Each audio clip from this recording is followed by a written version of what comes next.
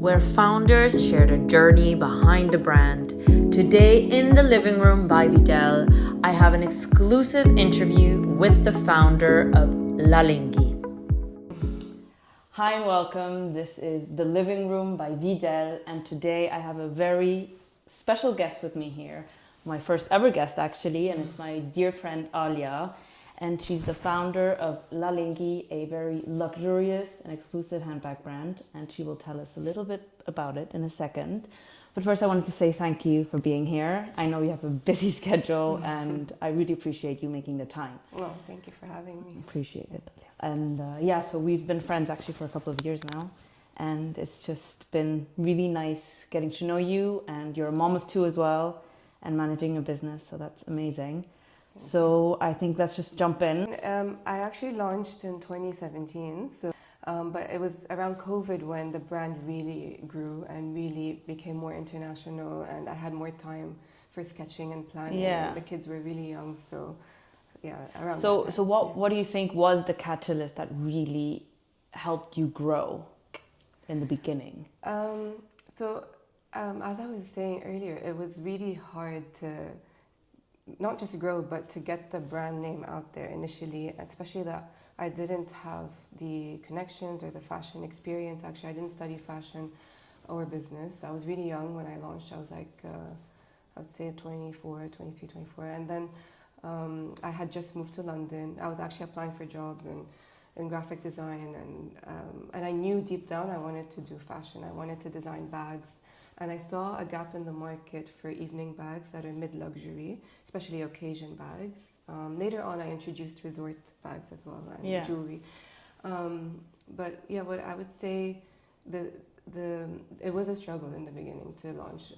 But the moment that I felt, you just have to not give up. You go to trade shows, you reach out to buyers and stylists. Even if you get rejections, you keep trying. Just again keep trying. Again. Yeah, and I felt like the first two collections, I had to create something extremely different, something different. To stand out. Yeah, something to stand out and attract the attention. But then later on, you can expand and have more commercial items or items that would appeal to a wider audience. But then again, it was so niche that it took me, I think, a year or two to realize, no, I need to maybe broaden the category a bit, the price points as well. And I think I used to watch a lot of Made in Chelsea, and I met up with Rosie, one of the characters, one of the personalities on the show. Yeah. And we met for coffee, and she was so nice, and she does jewelry. This was, I think, 2 years into launching, I think, 3 years. And then she kind of actually put me in touch with someone in Selfridges, and we exchanged a lot of advice, and she gave her a bag, and she was very helpful.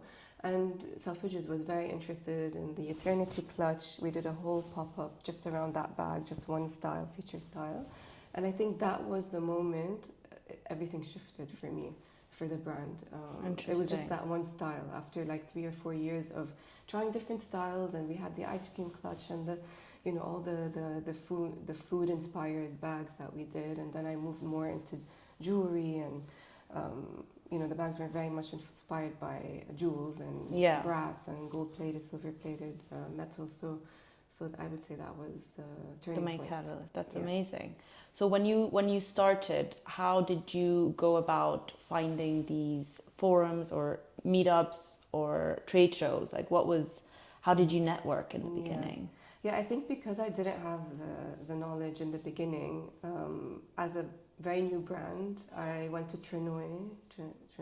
It's like a big trade show in Paris that stylists and buyers come and see brands who essentially can't necessarily afford a showroom, an independent showroom, or doesn't know all the buyers' contacts. So you go there, it's like an exposition where people come and see your collection, and you meet other designers. And I remember there was one boutique in Paris that picked up the brand straight away, and that was like the first launch. That was when we first launched.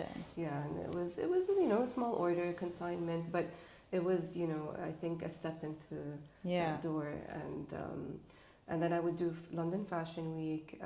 They also had like huge halls with stands that you can just rent out, and you would meet stylists, you'd meet a lot of press, and they would write about the brand because it's an interesting product. And to be honest, I kind of depended on word of mouth and the product itself. I think the first 5 to 7 years, I would say, we never had the budget to pay for advertising or marketing. We worked on gifting bases, and we just kind of, whatever we made would go back into production, and then if we had extra, we would gift, and we would try to get features with people. Amazing.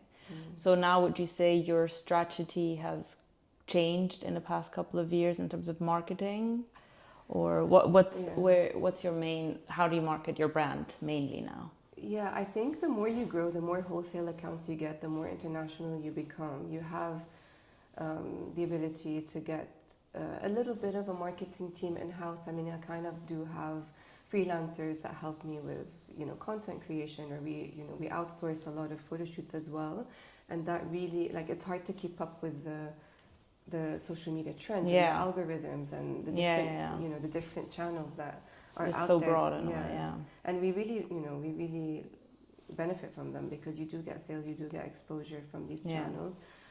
So I would say that my strategy is still it's similar in a way where our budgets are still kind of focused on production and product development. Yeah. But we are looking to expand marketing more, and just getting more input and like manpower into our marketing team. And we do often work with agencies from time to time who give us really good feedback on our strategy and on our insights, and how to grow the page, how to get the right kind of customers in our Facebook ads. And so definitely we're broadening our marketing. And so I don't really know the industry, but creating handbags, the fashion industry, would you say there are quite a lot of female-owned businesses in that industry, or was there a specific person that really inspired you when you got started? I would say I mean, I did, most of the designers and people in the industry I met were female, actually, and I was very inspired by so many individuals. I remember my younger self was, really infatuated by brands like Charlotte Olympia. I really liked the fact that her collection was so fun, but also luxurious and good quality, and I actually visited the factory that used to do some of her bags in Italy, and did a lot of factory hopping, so I met a lot of the manufacturers as well. So I would say a lot of brands, like back then, I would say Charlotte Olympia, America Trenzu, and a few others. And I read the book of Anya Hinmarch, If in Doubt, Wash Your Hair, and that was very helpful. Interesting. Yeah, it's her story, and how she sold her company, bought it back, and how she juggled motherhood and running the business, having 4 kids herself. So I think there were a lot of individuals, I would say, that inspired me. Yeah, and growing up, my mom, she, buys and sells art. She was very much, passionate, still is, about art, and used to always take us to museums and galleries. So it was always kind of there in the background as a source of inspiration as well. That's amazing. Maybe we can have a quick look at one of your bags that you brought. Yes, actually, because since we're in London and my bags are mostly evening, I decided to wear this one, which is a resort kind of piece from the collection. It's derived from our classic Eternity clutch, but we've adapted it to the raffia with a leather strap, so it's so easy to wear because I wear it across. Amazing. Yeah, and it fits everything. We're known for the brand that doesn't fit a lot in their bags. Our bags are tiny, and I love, mini bags, and I like, I don't like being limited by practicality. Like, I think about design and kind of like that emotional kick you get from buying something rather than practical side, but I'm trying to bridge both.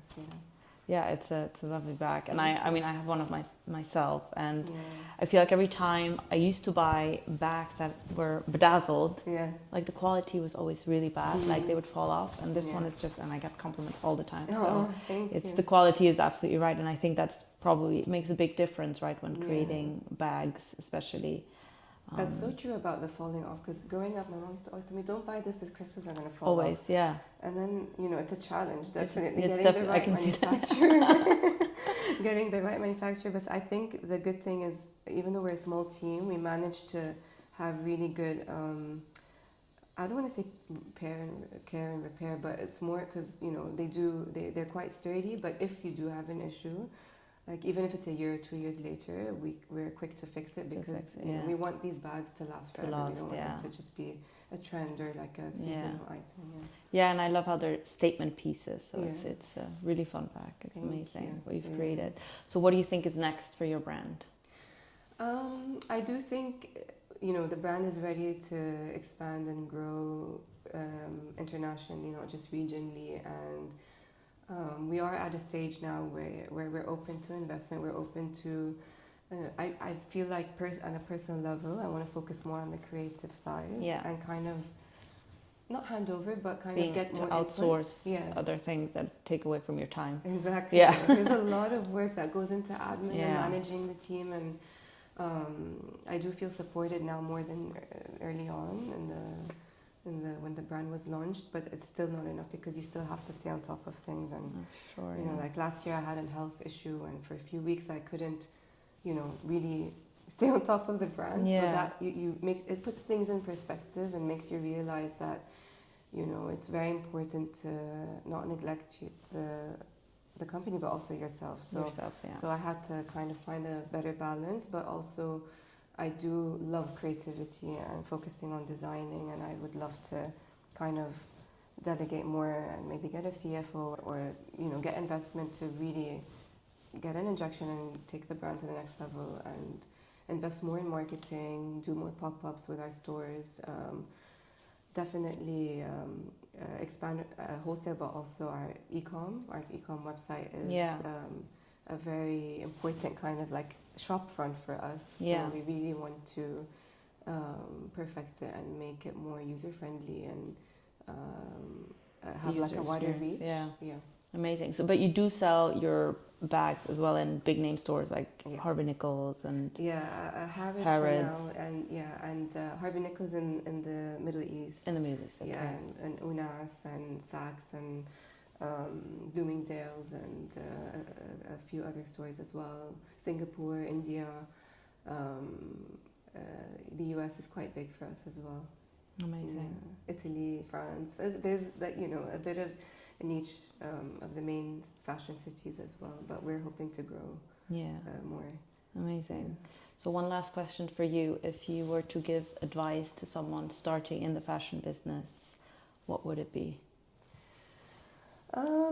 It's I would say from a personal experience, I didn't have, everyone told me don't do it. It's just, you don't have the experience, it's that, so, you don't have the experience, you don't have the, the capital, you don't have this and that. But then if you're really passionate about something, you're going to face so many problems and hurdles and obstacles. And I would say the one advice is don't give up. Just don't give up, keep going. If you have that solid product or gap in the market that you're trying to reach. And I read something the other day that I really resonated, which is don't design a product for an industry. Find a problem in the industry, then design a product for it. So it's kind of like making sure that you're not doing something that's already there. You're just improving what's already out there in your own way. Exactly.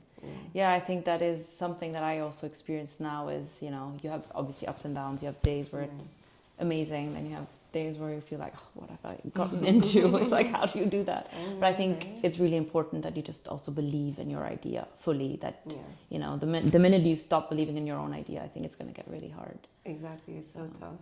And to surround yourself with people that would push you and encourage you as well helps a lot. Exactly. Having that support.